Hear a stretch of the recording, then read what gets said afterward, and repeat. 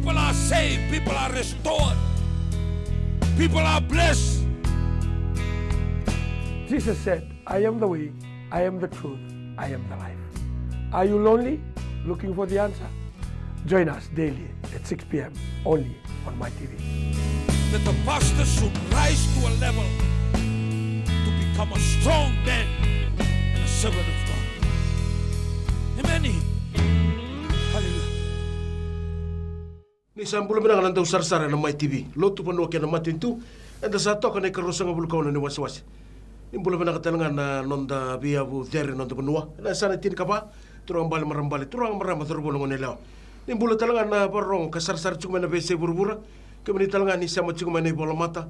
Kena boleh mana kena doba muri cuma na program na lotu. Benua kena matintu levo na be kantina be kampimbi sono ngone tono mata. Endo mai tarai kiaka. E unita kani na baburi baka sama karena bukai kianda membiling kianda cigani. Kena bengon na bibina ka sa toke matanda. O vini mana ka sa na kami ko ni sa ciku sang nonta bulangi tal-tala mai ka rinima. Bulu bina tal-tal. Sana kay pam suli sa ciku ngono. Ni pam bulu birna be kandaru. Na kadi isang bulu bina kan na biwakani na wantu bunodon tu bakar rongo tiku mekina. Nonda be korkor baka biti. Nonda be bupale nonda be bunoni taka-taka. Si warong timbang mai na balen dimbula, si na balen be besu. Si mai bonu tani ni tarego nam biau liba. Paka mbula tikiani ni tekitiku ni ndamai betal no ena mbutrara na bata patongo ena baka buru baka sama. So na kanda na buli dekina, so na kanda na baka sala tekin me bu ketuk ngana nonda mbula binaka, nonda mbula baka benua, nonda mbula baka koro, ka bu wesibi, nonda mbula baka alo patekina nonda kalu. Ni sa mbula binaka. Nak ni sini kau bola bata-bata. Le bola program ni satu bulan mekin. Namun ni babi okan tak lotu kena penuh. Kambimbi mero ndabundo nuoro na biokani ko balata na lotu ndarai da ni na bonu okenda mana toro manto bichi ndono ngona ambutotu anda tu enambula vekan keni ambutotu nambula ngembasi ka mena lotu basi ka mena lotu me baka buri anda nararama ndono mbula ondu baka nana taka tu nang basi ka mekina na lotu satu da kena mesa ya mai Jerusalem mai Israeli rono ndul nembak sauti ne keni tuku sangiato mai bikenda rono ndul nembak nangona rono ndul mbutoya nyata mena na lotu endare da ni baka ramataka na banua sangga mai lutu ni wau sangga nda mai kila na tabu na bilo manindina ndine nda bi wakani tu tuna nonda be mositi tu baka banua yo tunga na lo mani mbuto ya na lotu ni basi ka me basi ka takana rarama kuna rarama ya samai basi ka binak sarakina nang bulo baka banua sandang ge me reda kina na nonda ni ndare ta patun nonda bulo ni to ke via toto mata to kana kai tu gono tu ni bolo tam na nonra tikuna turang erbelu taki tikona ve tambana irna ngon endau irna mata isau irna bati enda tuku baka matanggali evitana kaya mai mata takina nonda bulo ni vio kani sa kami mbikina rarama ni banua na binaka ni banua echuko ena lotu mbala torongo mero biringu di binaka mero bio kan binaka ron ngai tos binaka kina karabna kina nambulu to ko bagai tiko baka banua wa beno bununga nda tukina mbala tai ebukena no tambulu baka banua binaka tura kena marama na lotu banua kena matintu karo sobul ko ni waswasi tal ni reda na ya buni bombota ando ndambikin be indi tunu na be mata lotu mbaka pero bang to kana kena be yap ni ndambikin bombota na bun de ngau Jesus Kristo esa kai tutal na begitu na worship and ministry center ya butek ngame ni bunule molo mana na kalu ina lama mutu to ko kalau mana keno me baka lo maniku kembali love God and serve others baka ngana worship ana no mulo mana na kalu batekina no ministry kami binga na nomu lomana na kelu casango lomana na kenu na nomu taka na no ministry kita bambuta na ni lihat mata na lubeni kelu abunga ko abung bimbitu ani amate tu ta ketale ketulisinga lako baru tangan tikian menon tan listal mai me ko tikian ka sianga indi mana na kandina na utun dinan ni lutu Kristo to bambuta na solimbula babite sena na alotam babite sena wai tumbulubut kita bambuta na bos ni kelu ni wala tambu ni bos ni kelu kena non termasuk lagi tu mater na bula si ciku ni kuana na isul sila ni bipang bula ini kelu kena non bagaruta kena ni tu riba tu ya na meado na tamata me bagaruta na tamata me kli Kristo meado me bagarau ni tamata dina sa sini bi Kristo tu kena efeso ba ni isul ni turangan na sulia mena non lola masabu na grace me mai vuke kenda to know and be perfected to the measure of the stature of the fullness of Christ, to speak the truth in love, not to be carried away by winds of doctrine. Tulna was mbimbi chika na matua. Matua na tamata na nitori botun tamata ver matua taki me bagate Kristo. Me tamata maturity, stability, me kunivi kuya kina nanombula. Ken integrity to speak the truth in love, mot kuna na kandina ena loloma. Kabal ndona tamata isa matua na bula bade Kristo ka tundi na nanombula kanga intina ngondon len bono binaka. En labeta na bonua na bunua ngai vingara bikin ni na ya bunde ni bula ana ni turebot. Nak. Nera bagaruta ki baganundun na tamata ki na tamundu. Bagaruta ki bagabina ka baganundun na batana tamundu yung pasi ka chumay. Mada ni na tamundu me kuning gi ronga bikono pasala ka tanu sin klek. Ya. Santina. Sabra kanita reda juga ni na boleh cukup balik na sulika. Iya. Na mo reda to kani. Utake na katini. Na bi sulila ba kita leso. Endong basika. Bibi na ngonon tinan ren ta satu ko kinago tatal. Iya. Na bul ni sulika sindi hulu tanga lelai hulu tanga rampili ron tu bitango taga chukendai tu bitango chukuni mataka ambagi tu dongo mbalata intina na kanu tugun endona kai kawe kina bagali wana tama saka bimbi mendana rai dana davandi na nautu ni sulika na nondombula klani nondombulo kenda mandanga nondombulo bakaponua itu ngakina no visual suli nambul ni sulika ngi imbera mai na lot sa tu bikenda nambul ni visual suli nda suli andona itokini walungo vendo tali nda suli etikini nondombula na sulika mengenge mena lotu sangi bagara ramatanga mai ni voltam bisi tiku ngame ni bakati na sulika ndareda nangona o parama nangona lebo kasukai loti mekina na lokuto tumeni tokini balu rungai sota ke Melkisedeki ndo na mbete levu sanga ni tumbo sanga ni sude ndonga mbasi ngamai ngai sule ba kono ni katin reda ngako ni acknowledge ta ko parama nona na kai baudi mai no turango ni klako ngwe most high bonga tajika na bosa most high ona elion ko na kalu dever kono na knowledge ta ko sa tuno ko sule ke ni katin basi ka talwe chekop na nona ngai nona roti ngai beiso mai nda botu ko na watu ngai tanrati ko ni rebe sirti na english itu no bango ni volta mbulongo ni hanre kinu bango itu no ko ai tu ke na kalu ngai sanga ni kila ngai bakato akeno ko kompedeli indana ka tukuno ko na otu church kun tikina ngeten mango ko na wambo na tikina rosa ngul ko ba lokati ko borsum ko ba no otu tikina to mango ko au sangan klan tikina kalo atikina kalo sangan tunikla ngeten ko I will tithe everything ka ke de una ni no selebeu au no selebi kem ni katin ini ndari na non rembulan na ndari ni volta makawe na selika sa tikina non rembulan na Israel pasal mama tata takavir na kalau cikunon rasul kamera sulian nandon singa kar cikunon terkan sulian tono bula matata vinna kana non rombula ni solika era rawata gin nabi kalilu ke waka mandau torbot tolongan ngono oira ni cikunon rasul ka bir na beti kona kaya laba ki sana rere lili usara mama takatu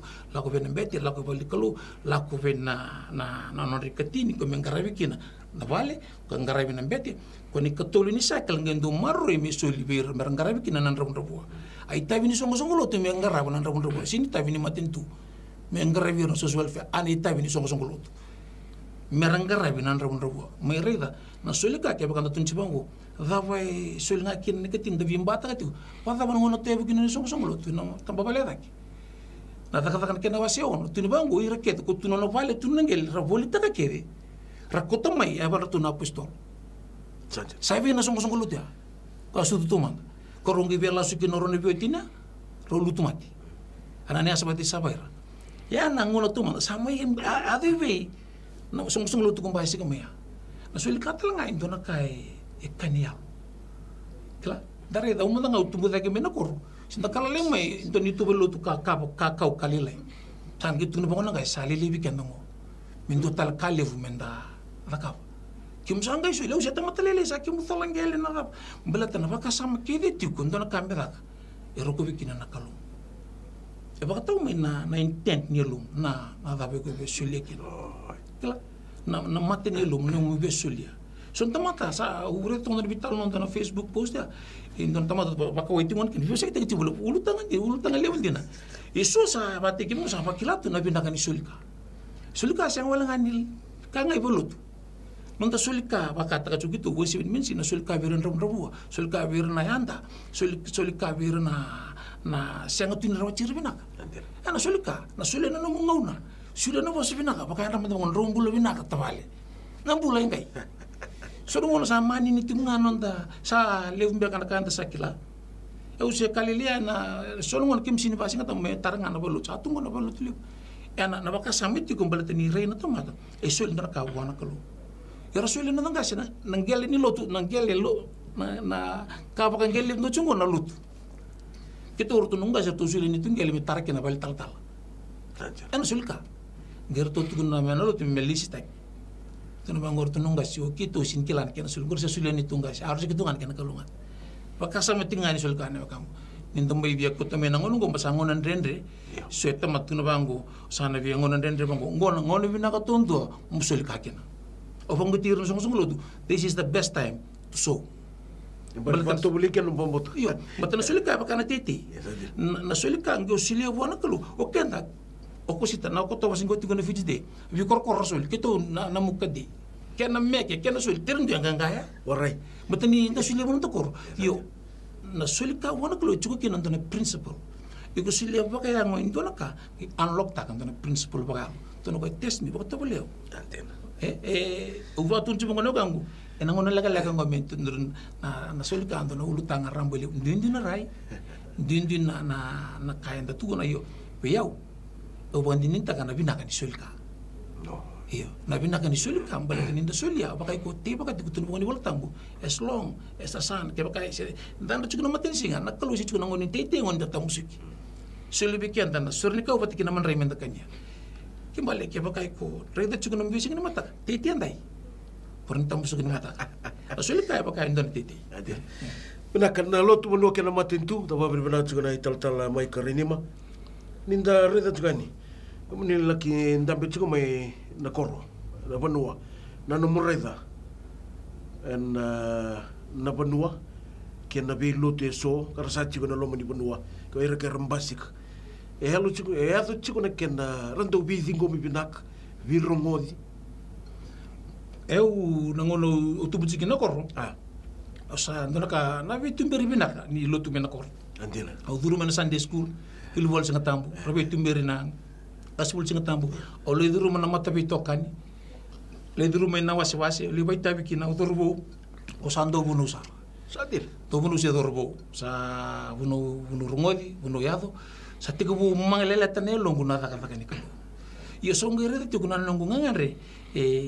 Ni dan dundi na rai nangona kita torwale kena wana kalu baka nyo sangrai ko na kalu nan dundi na rai tu kono buna ngandu ya to kena nandendre bata nangona usa undung kita rakabi au nge bata chukuna rakabi bata nan usa kila na kalu awasa mamakal ta ko jeno kutukuna alu nangona ungento ko to chukuna tim mini bonua nunggu men ke undu ko to tim mini bonua tu kira kabetani tu kitu lelo tu le gitu inglanti ungeli so tabe kina na vali chano vesele sa ma tau no kutunya alio o le suma yembu menelo onge mere ta nangono savia toso kina wana kalo yu sakila sa la ba utun ciga sa nanu musa voleka pokani ndindi kina rai yang na wunando ya do kina na nandrendre ondu watungu sanke mi bakar tumalu irunga na kan do zonga kina na do zonga kina rotina kor merodonga ni ndona lutungi matai era sanga ni kila na kainge mingo ni rawar ni kila na kainge mai ni releve kata ka pakaran do nga balati ni satu na kai enonim itu dua kini karua kona kainge cungu mingo eno pakata kila indora kai buni tegi cungu ana nungurai tu ngutu mena kor bango kembali ni sandu ka mas ni bango ni sabi na kata na pakabuli dina tabongan ni amerikana kalu pakokila ni robi zonga batendo na kuko dua ni resangan kila o kwera raw ninda sangaya baten di bang matal tinga bina katun mo was ni kalu isa matal tinga namni was sangira ramai yo kondo tale aturangan ko ni kalu mondo sa dukira ka kisar ngana o so takro ni valya yo babu na kina ni loloma na kalu biau mata na ka ngi ni valu le ngi rawati kina ngangan yo baka mol muteki wa so dum na ni va mingonon rendre alu malu alu motuasar o so dum na ni ndong tal mo ko meira dindi chikon rai Dut kuna bang ngonton tukang kun koko me abatan koko me nyerau sa sota pat na wanganga ne fang mulungan koko me kata katen tongan ang tempat kami so ven ceu na nandende na tuna kan stawa ke bale sa be babul sartu abir no kantar barong tal sunga mai na non bi korba bici na buku ni piloto sampai sika weekend na vio kanina barong tu mena kor kla o modal tas go tumbu na kor sa vongai ba levu so ngon sarang do tuntu kla bina ka tuna kena kel todo na luti mai ka patana nung sa sango yau ni so tava na kalo kena nung ngandre nei valu so tava na kena yuni ko sa vakan bidingo pat sarama ngana rai weekend na vio kan yau ntana kau buli da bagale ni tava na ndendre e bina ka viau na ka tava na gumbula kena nung bubale me ubaka tula watak nga bala te ubaka tula watak ke lenga kena nung bubale ona dingoma ni lenga nung ubaka tula wa ke baka ubaka taratal windo ubaka tula wa eno bukungu ngeli lenga nung bubale sia takina santor kami minun beta ka tugun do ko nga tugun bi ungu daga ko nga taro bio me personal decision no murai da nakalo tosukina isa tosu na nakalo na sanga bondo ni nduka na sanga bondo ni biti ko nakalo awan den den tanga kene valu kene vosa kene dawangi mai nakalo nga tunga e pina ka turanga kene marama lotu panu kene matintu da sa toka na ka rosa vulkan ni waswas ya ka bending dai sabna tal no muriani sa chiku na lutu ba Kristo balata ni da sambula non da matintu entola por rambatali tunga na buku ni be mata ba mbote so bina ka ana burbura da satu kena da ba bina chikena ya na murai sa chiku na lutu ba Kristo ke so na bi ba mbote so ka sasanga e merba bulai kami bisa ngabi gai donga tali chiku mai na bi ba bubuli kada rede kina kara tingo moir na tukanta kara sambul kina rara mana rai kata sa dewa ni na be bono na be sei burubura e kalure mai itu gai kapi bibi kan da menda kila ni na karistono na rumbe na kovila tai ko sini matenga ambal tikan na kevici sini mambra matenga ambal tirki bala ko mo matan tamata ke ngai bala bala ta e kami bikin ni bikin na mata lu tubagar so chiki bici era tungo era na pakambo ta tungo dia here for reason tu kian ndoni naki mera pakalo tu taki ena sang telin tu undo bakong getir song lo tu menta masula kira na musulmani masula kira na indu o de tala mengi bagar de gici subir ni o tungo on li masula ken dona walikana ni hindu e chunguri sambulo kreto ka moli masula ki virnan reveni motoka ir sandu bi pesta katuna nunguna member ndu vingir takan dele nga mingir mai era hindu era musulmani kanga mimbi merare di karisto weekend ko tunci ga meado ndon tamata me matua me sinai enandina me bagaraw ba karisto kembali nanungum bulo ya me lure ki na karisto bala ta ke ka wi basa ki batendo na lotu tan se bagambuto tani sing don tu wi mun disuwa kanga mimbi merare do moko me talita ka mo na daba ichukungo me tarongo ava bechuku bi ko vina ka sala tu yo yo era tu bole ngango nan rebeni mbasi na make sinon don bikan sa o ko sa me mate na ko belta ma sa talen do na ito okay si min do na india ko kenda sa duom pa ke bukan salut pa Kristo men na chibi kan na loni mata pa Kristo ano nung uray nung bukan buta do na kain do talita kan nung bul vital no betirna na bukan buta tani so nung nan do siya kiran darayan na matan wa mi na bikan chigla pa ko pa Kristo uno nung vital no tikino turang betele wikena singa vida antona kan nung talita kaya baka ramata kasarana nung uray batala kino nang daradirna tungo na masula kira merambula malati ke bakara sini bula toring kino kenda lutu pa Kristo iwici atava sini wasi kina no ko speli Vei rongo klanin dali rongo da tuku nyalo raka ngaira rava ni kla chikin na kimni na kandina ninga isanga ni tuku na mai beke mami ando nan din levo tu mendo na conference mi Afrika don marama musulmani vel tu ngana mata na mata na lenga tanda na mati non tatanyo ngakira ka bikan na lutu pa Kristo na kaku ni reva kana tuku nan din ben don din leven de glatu they need to hear it non rapa ka yesi nga ngai non they need to hear it kami bikin na babi na kana tuku ngai bidin da bilumani bunda bintu sih na Kristo matal nga bikono bahaya Kristo mati bikono musliman ya mati na bukun ko nga ba kambo maratan bulutong na nungura yan na kam ibina ka tura ken maramba lotu ponua ken matintu na nomuni baka salara ramba na bukuni ngono enda sato ka kinango duru rita telman da tal o ka chugo so nabi mata bang boto bodo sa pakai mbasi kali itu kaki nabi mata bang bulu tu bang Kristo nomor ringa kena nomor iba kasalata kina tikin ya nomor iba salararap sa kami binga ubang buta bikan talen bunu sa kami binga menda wili kana ko sini kalu and then sini kili kenda binaka bawa ninda wili kana ko sini kalu and then ngai kili kenda nga babinaka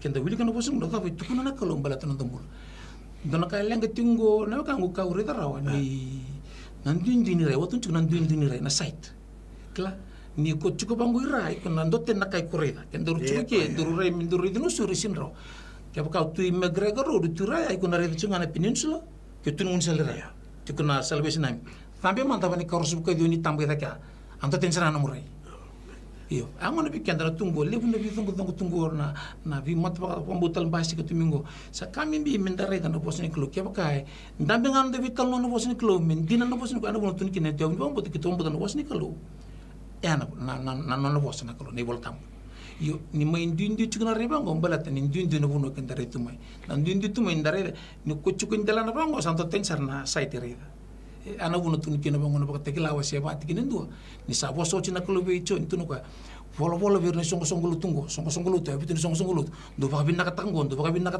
ngoi binaka saudi asa ngetunu ko total mo na katu me tuki me durmai sabi na katu ko total bio kanivo sa bonon dun tikra me ur sa alain tik me songo lu tangi binaka to me dur telen tunu kan bu revelation 4:1 ngetunu ko la ko fa ke mai kike yo bakata klavi ko na katu ko liu MBB kini bikin tam muta, let's come up, rise up non tarai.